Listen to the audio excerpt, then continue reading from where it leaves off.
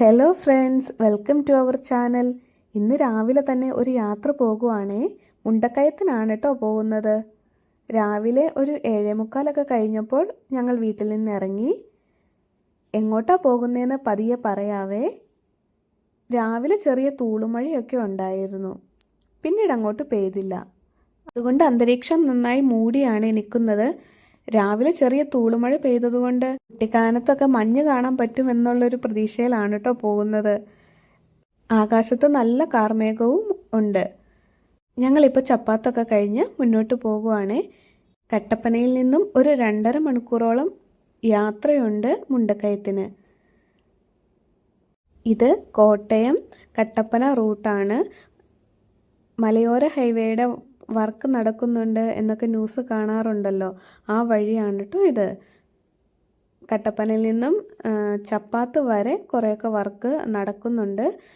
അവിടെ ഫുള്ളായിട്ട് കംപ്ലീറ്റ് ആയിട്ടില്ല, പക്ഷേ ചപ്പാത്തിന് ശേഷം ഫുൾ വഴി വർക്കെല്ലാം കഴിഞ്ഞ് നല്ല അടിപൊളിയായിട്ടാണ് കിടക്കുന്നത്. അതുകൊണ്ട് നമുക്ക് കുറച്ചും കൂടെ എളുപ്പത്തിൽ കോട്ടയം എത്താൻ സാധിക്കും, അല്ലെങ്കിൽ മുണ്ടക്കയോ പൊൻകുന്നോ ഒക്കെ നമുക്ക് കുറച്ചും കൂടെ പെട്ടെന്ന് എത്താൻ സാധിക്കും. നല്ല ഭംഗിയുള്ള സ്ഥലമാണ്. കഴിഞ്ഞ പീരുമേട് പോയ വീഡിയോയിൽ പരുന്തുംപാറയൊക്കെ പോയില്ലേ, ആ വീഡിയോയിൽ ഞങ്ങൾ ചപ്പാത്തിൽ നിന്ന് തിരിഞ്ഞ് ഏലപ്പാറയ്ക്ക് ഡയറക്റ്റ് പോകാതെ വേറൊരു ഷോർട്ട് കട്ട് വഴി വന്ന് ഏലപ്പാറയ്ക്ക് ഇറങ്ങുവാണ് ചെയ്തത്. ഇതിപ്പോൾ നമ്മൾ സ്ട്രെയിറ്റ് ആയിട്ട് കട്ടപ്പനയിൽ നിന്നും ഏലപ്പാറ പോകുവാണ്. ആ വഴിയാണ് ഇത്. അന്തരീക്ഷം മൂടി നിൽക്കുന്നത് കൊണ്ട് മഞ്ഞൊന്നുമില്ലായിരുന്നു, പക്ഷെ ഭയങ്കരമായിട്ട് മൂടി നിൽക്കുമായിരുന്നു കേട്ടോ. റോഡൊക്കെ വീതി കൂട്ടി നന്നായിട്ട് ടാർ ചെയ്തതുകൊണ്ട് ഹൈ റേഞ്ചുകാർക്ക് ശരിക്കും ഒരു അനുഗ്രഹം തന്നെയാണ്. കാരണം ഒരു എമർജൻസി ഹോസ്പിറ്റൽ കേസ് വന്നാൽ കൂടുതലും ഹൈ റേഞ്ചുകാർ കോട്ടയം മെഡിക്കൽ കോളേജിലേക്കാണ് പോകുന്നത്. നേരത്തെയൊക്കെ ഈ വഴി നന്നല്ലാത്തത് കൊണ്ട് ഒത്തിരി സമയം എടുക്കുമായിരുന്നു മെഡിക്കൽ കോളേജിലേക്കൊക്കെ എത്താനായിട്ട്. പക്ഷേ ഇപ്പം റോഡ് നന്നായിട്ട് ടാറൊക്കെ ചെയ്ത് നല്ല സെറ്റാക്കിയത് കൊണ്ട് കുറച്ചും കൂടെ എളുപ്പത്തിൽ നമുക്ക് മെഡിക്കൽ കോളേജിലൊക്കെ എത്താൻ സാധിക്കും. അതുകൊണ്ട് വളരെ നല്ലൊരു കാര്യമായിട്ടാണ് തോന്നുന്നത് ഈ റോഡൊക്കെ വീതി കൂട്ടി നല്ല സെറ്റാക്കിയത്. ഈ തേയിലത്തോട്ടങ്ങൾക്കിടയിലൂടെ ഒരു റോഡ് വരുന്നതും അതിലൂടെ ബസ്സുകളൊക്കെ പോകുന്നത് ദൂരെ നിന്ന് കാണുന്നത് നല്ല ഭംഗിയല്ലേ. കണ്ടോ ആ ബസ് വരുന്നത്? നമ്മൾ ആ റോഡിലേക്കാണ് കേട്ടോ എത്തിച്ചേരുന്നത്.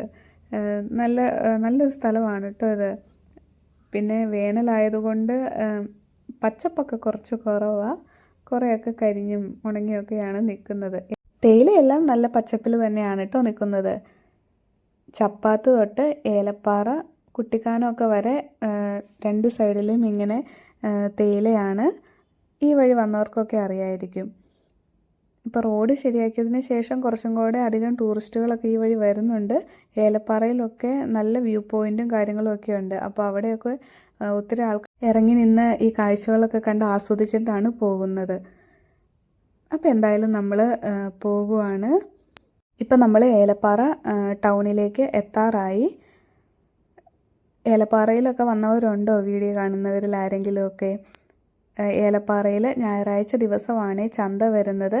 ഈ എസ്റ്റേറ്റിലൊക്കെ ജോലി ചെയ്യുന്നവരൊക്കെ സൺഡേയിലാണ് സാധനങ്ങൾ വാങ്ങാൻ ഇറങ്ങുന്നത്. അങ്ങ് അകലെ ഒരു കാറ് പോകുന്നത് കണ്ടോ? ആ വഴിയായിരുന്നു കേട്ടോ നമ്മൾ അന്ന് പീരുമേട് പോകാനായിട്ട് ചപ്പാത്തിൽ നിന്നൊരു ഷോർട്ട് കട്ട് വഴി ഇറങ്ങി വന്നില്ലേ, ആ വഴിയാണ് കേട്ടോ അത്. ഇതാണ് ഏലപ്പാറ ടൗണ്. നല്ല അത്യാവശ്യം എല്ലാ സാധനങ്ങളും കിട്ടുന്ന ഒരു അത്യാവശ്യം വലിയൊരു ടൗൺ തന്നെയാണ് കേട്ടോ.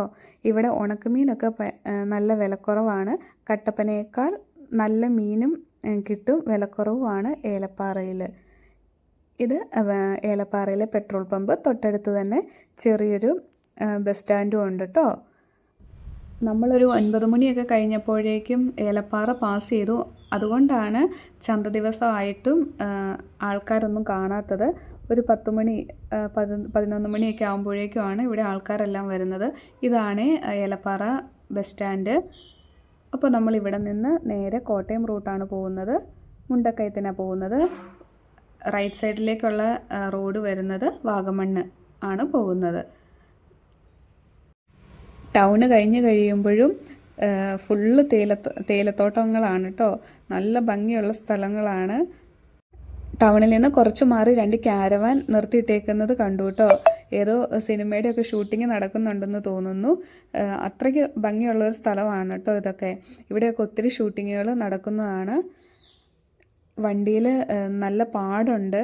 നമ്മൾ റോഡ് സൈഡിലാണ് വണ്ടി ഇടുന്നത്, അതുകൊണ്ട് നല്ല പൊടി അടിച്ച് കയറുന്നുണ്ട്. നമുക്കവിടെ വേറെ ഇടാനായിട്ട് സ്ഥലങ്ങളൊന്നുമില്ല. ഹൈ റേഞ്ചിലുള്ളവർക്കറിയാം, ഇവിടെ അത്യാവശ്യം നല്ല കാറ്റാണ്. അപ്പം റോഡിൽ നിന്ന് നല്ല പൊടിയാണ് നമ്മുടെ വണ്ടിയിലേക്കൊക്കെ ഫുള്ള് അടിച്ച് കയറുന്നത്. അങ്ങനെ ഫുള്ള് പൊടിയായിട്ടിരിക്കുക. പിന്നെ ഇന്ന് രാവിലെ മഴ പെയ്തു എന്ന് ഞാൻ പറഞ്ഞിരുന്നില്ലേ, അപ്പോൾ അതിൻ്റെയും കൂടെ പാട് വീണു. വാഷ് ചെയ്യാനൊന്നും നമുക്ക് രാവിലെ സമയം കിട്ടിയില്ല. പിന്നെ നമുക്ക് വണ്ടി നമ്മുടെ മുറ്റത്തേക്കൊന്നും ഇറക്കാൻ പറ്റത്തില്ലാത്തത് കൊണ്ട് ഞങ്ങൾ സർവീസ് സെൻറ്ററിൽ കൊടുത്താണ് കാറ് വാഷ് ചെയ്യുന്നത്. അങ്ങനെ നമുക്ക് എപ്പോഴും കടയിൽ കൊടുത്ത് വാഷ് ചെയ്യാൻ പറ്റത്തില്ലാത്തത് കൊണ്ട് ഇടയ്ക്കൊക്കെയാണ് കേട്ടോ വാഷ് ചെയ്യാറുള്ളൂ. ഇപ്പം ഇന്ന് വാഷ് ചെയ്തുകൊണ്ട് ഇട്ടാലും നാളെ രാവിലെ ആകുമ്പോഴേക്കും ഫുള്ള് പൊടിയായിരിക്കും വണ്ടിയിൽ. അതുകൊണ്ട് എപ്പോഴും നമ്മളങ്ങനെ വാഷ് ചെയ്യാറില്ല. കുറച്ച് പൊടിയൊക്കെ ആയി കഴിയുമ്പോൾ വാഷ് ചെയ്യും. നമ്മുടെ മുറ്റത്തേക്കൊക്കെ വണ്ടി ഇറക്കാൻ സൗകര്യമുള്ള ഒരു സ്ഥലമായിരുന്നെങ്കിൽ നമുക്കെന്നും നന്നായിട്ട് വണ്ടി കൊണ്ടു കിടക്കായിരുന്നു. ഇതിപ്പം അതിന് പറ്റിയ സാഹചര്യം അല്ലാത്തതുകൊണ്ട് പൊടി ഒക്കെ ഉണ്ട് കേട്ടോ. ഇതാണ് വളഞ്ഞങ്ങാനം വെള്ളച്ചാട്ടം. ഇപ്പോൾ വെള്ളമൊന്നുമില്ല, എല്ലാം വറ്റി വരണ്ട് കിടക്കുക. നിറയെ ടൂറിസ്റ്റുകൾ വരുന്ന ഒരു സ്ഥലമാണിത്. കടകളൊക്കെ ഇഷ്ടംപോലെ ഉണ്ട്. ഇപ്പോൾ ടൂറിസ്റ്റുകൾ കുറവായതുകൊണ്ട് കുറച്ച് കുറവാണെന്ന് തോന്നുന്നു. ഇത് നമ്മളിപ്പോൾ പെരുവന്താനമൊക്കെ കഴിഞ്ഞു. ഇനി നമ്മൾ അടുത്തെത്താറായി കേട്ടോ. ഈ പെരുവന്താനമൊക്കെ നല്ല വ്യൂ പോയിൻ്റ് ഉള്ള സ്ഥലങ്ങളാണ്. പക്ഷെ നമുക്ക് റോഡ് സൈഡിൽ അങ്ങനെ വണ്ടി ഒതുക്കാൻ പറ്റിയ സൗകര്യങ്ങളൊന്നും ഇവിടെ ഇല്ല. അതുകൊണ്ട് അങ്ങനെ ഒതുക്കിയിട്ട് ആരും അങ്ങനെ കാണുന്നില്ല കേട്ടോ. പക്ഷെ നല്ല വ്യൂ പോയിൻ്റാണ് ഇവിടെയൊക്കെ. ഇന്ന് എനിക്ക് ഒത്തിരി സന്തോഷമുള്ളൊരു ദിവസമാണ് കേട്ടോ. എൻ്റെ യൂട്യൂബ് ചാനൽ തുടങ്ങി 1000 സബ്സ്ക്രൈബേഴ്സ് ഇന്നായി. അതായത് ഈ വോയിസ് ഓവർ കൊടുക്കുന്ന ദിവസം എനിക്ക് 1000 സബ്സ്ക്രൈബേഴ്സ് എൻ്റെ യൂട്യൂബിൽ തികഞ്ഞു. എനിക്ക് ഒത്തിരി സന്തോഷമായി.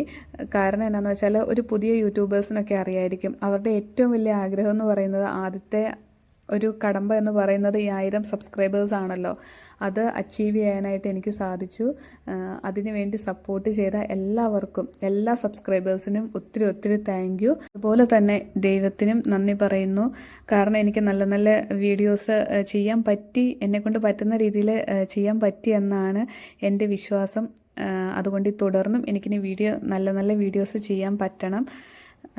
അങ്ങനെ വീഡിയോസ് ചെയ്യണമെങ്കിൽ നിങ്ങളുടെ ഓരോരുത്തരുടെയും സപ്പോർട്ടും എനിക്ക് വളരെ അത്യാവശ്യമാണ്. അപ്പോൾ തുടർന്നും എനിക്ക് നല്ല രീതിയിൽ സപ്പോർട്ട് ഉണ്ടാകുമെന്ന് ഞാൻ പ്രതീക്ഷിക്കുന്നു, ആഗ്രഹിക്കുന്നു. അപ്പോൾ ഞങ്ങൾക്ക് ഏറ്റവും പ്രിയപ്പെട്ട ഒരു സ്ഥലത്തേക്കാണ് പോകുന്നത്.